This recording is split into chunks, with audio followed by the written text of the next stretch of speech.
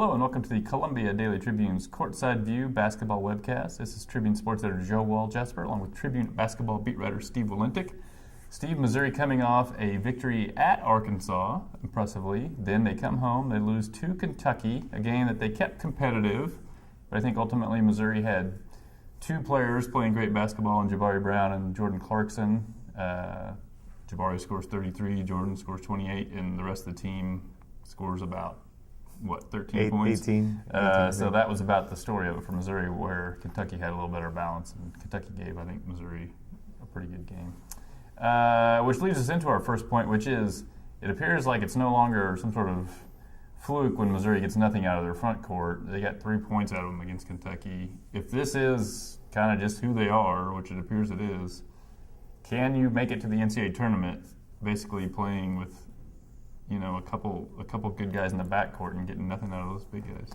Well, you certainly can't only get 3 out of them. I'm starting to wonder if you can get 9 or 10 out of those guys and make it. I think it's going to be really hard. I think there were a couple of games where Rosberg and Jonathan Williams gave you 8 each. Mm-hmm. And I think if they could get that level of productivity, they have a shot. But relying on 3 guys as much as they do and only 3 points out of not just your 2 starters but all of your backups too is I don't see how any team overcomes that. Especially, Kentucky's a really good team, and they're certainly talented, but they're not a top 5 team. They haven't played like a top 5 team. Missouri got 61 points from 2 guys. Now Ernest Ross struggled, was in foul trouble, and they've been getting more out of him, but 61 points from 2 guys, and that's not enough. That's unheard of. And if that's going to be the case, no, there's no way you can be a tournament team that way. Well, at Arkansas, they did get, I think Ryan Rosberg was 3 for 3 from the field, and I think he maybe got 9 rebounds.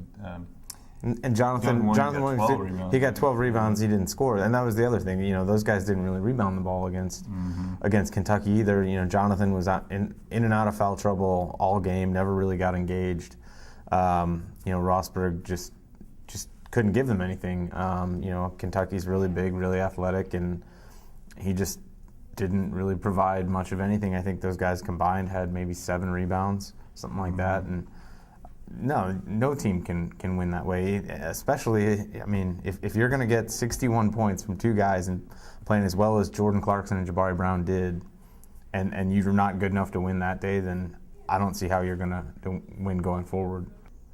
One positive we saw last week was Wes Clark, who had been in a bit of a funk, came on and helped Missouri, I thought, both at Arkansas, dealing with the press they had, and then also against Kentucky. He's actually able to hit a few shots, which he hadn't been able to do early in SEC play.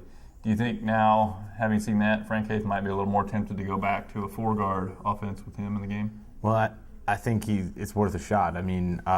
Because Wes has shown some positive signs. Like you said, he hit a couple of shots. I thought he was a little bit of a pest on the defensive end. He had one ball that he kind of took away from Randall and took it coast to coast and got a layup out of it. I think Missouri has to find any way they can to get Brown and Clarkson and Ross some help. And if that means going 4 guards and you can rebound well enough out of that lineup, I think that makes a lot of sense. The problem is, and you wrote about this, Williams has given you some things a lot this year. Rebounding especially. I think Rosberg has given you some things. He's played pretty solid defense, and he's had some decent rebounding games and a couple decent scoring games in conference play. But even beyond those guys, it's not like there are no solutions on the bench. There's nobody in a reserve role in the front court. What do you think ever happened to Tony Criswell? He actually was helpful last year. Yeah, he was, and I don't know. I obviously. He's been suspended for 3 games, so you wonder where his head is, and I think Missouri fans have started groaning when he is about to take a shot, not even when he takes a shot. Shot selection's been a problem for him this year. I think he was a guy who last year embraced what his role was, which was the energy, tough guy off the bench, and I think Missouri could use him being that again, but it hasn't happened, and so because of that, because Keanu Post has given them nothing, because Torrin Jones is still as raw as he is, I do think they should maybe think about playing more four guard, especially if Wes Clark can continue to build on what he did last week. He can give you something. I mean, it's not necessarily great, but it's something. I think one of the lessons from that Kentucky game is I don't know that Missouri or Frank Hayes can afford to, if one of his good players gets 2 fouls in the first half, sit him out for a long stretch. I thought they maybe sort of lost that game in the first half. They fell way behind with Ernest Ross on the bench for 15 of the 20 minutes. So I know that's he only ends up with 2 fouls. Yeah, he only ends up with 2 fouls. So you can't predict that part of it, but I just think you can lose the game in the first half as easy as you can in the second half. I think maybe if one of those 3 guys is in foul trouble, you have to think long and hard about leaving them in the game and just kind of tell them to back off a little on defense. Lastly, the way Jabari Brown is playing, which is, I don't know, it's almost historic in the way that, you could say he's on a hot streak, but if it's every single game, maybe it's just him. It's just the way it is. But anyway, so he has really emerged. I think for all along we thought Jordan Clarkson, the way he was playing, might be a guy who would play himself into the NBA draft. I don't know, what are your thoughts on, how draftable do you think these 2 guys are, and if they do both opt to go, where does that leave Missouri for next year? I think Jordan's probably still the more intriguing prospect just in the minds of the scouts, just because he's been a point guard and he's 6'5", and you just don't see many guys who bring that combination of skills together. And I think, he's not a pure point guard, but I think he's definitely proven in 21 games that he can run a team and handle the position. And so I think it's not crazy to think that he finds his way into the first round of the draft.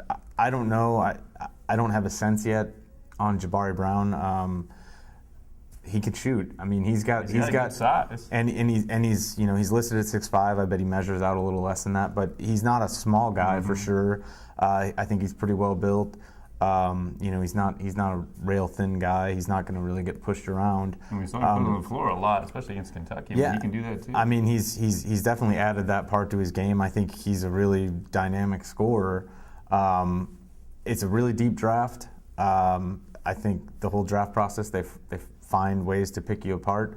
But I would take a serious look at drafting Jabari Brown. He's got one skill that should be in high demand for every NBA team, and that's the ability to knock down shots. He's shooting 57% from three-point range in SEC play, which is absolutely ridiculous. And so I think there's every reason to think that as he continues, if he can keep this up over the next 10 regular season games and into the postseason, there's every reason to think that he's going to get every team's attention and somebody will give him a shot. And then where would that leave Missouri?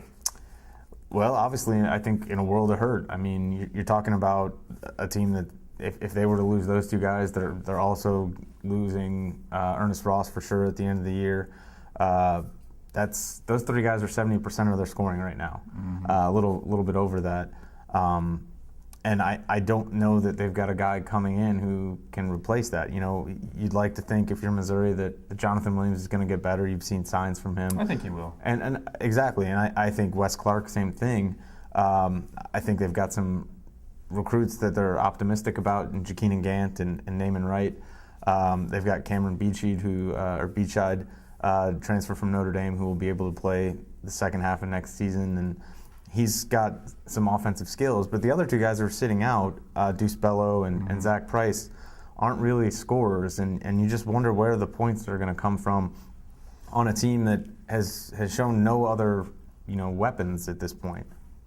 All right, well, that's a long ways off. As for this week, Missouri plays at Florida, which I think everyone anticipates being a very, very, very difficult game for them to win.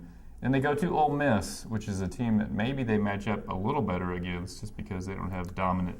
Similar-looking teams, real guard-heavy and young front courts. That's a game Missouri really could use. So next week we'll talk about those 2 games and look forward to the rest of the SEC schedule.